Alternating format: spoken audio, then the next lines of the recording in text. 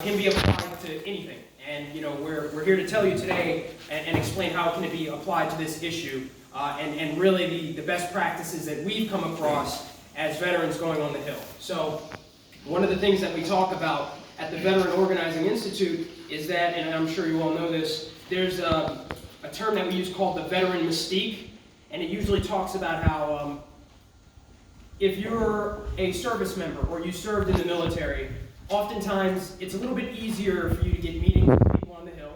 Sometimes folks are a little bit more interested in what you may have to say as opposed to someone else, because in the United States we hold our service members and veterans in pretty high regard.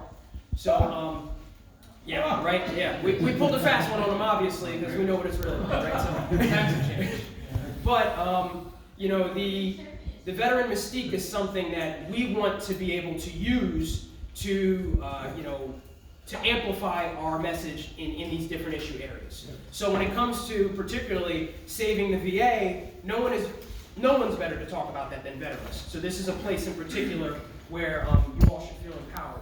But when we go into these meetings, generally, we have a certain strategy, like I said, and I'll be going over that now.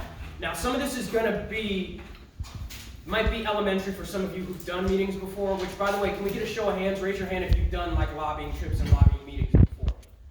Okay, good. So most of the people here. So some of this will be basic stuff, and as we go forward, we'll probably get a little bit more into advanced things.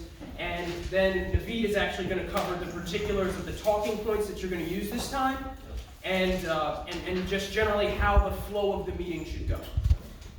So when you're heading to the Hill, you're going to their legislative office. So for those of you who aren't familiar, every member of Congress has district offices and legislative offices. If it's a small district, they may just have one district office. Sometimes if it's a very large district, or if you're like an at-large member of Congress for a state like Wyoming or North Dakota, you have several offices spread across the entirety of the state.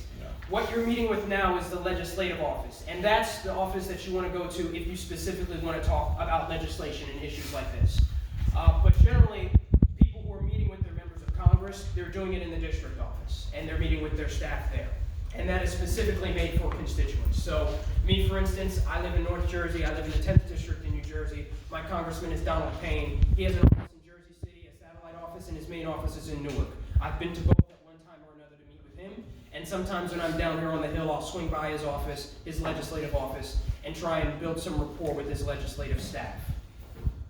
In terms of the actual legislative staff, it's important to know who you're meeting with in terms of their actual assignment on the staff. So every staff is generally going to have a chief of staff. You will probably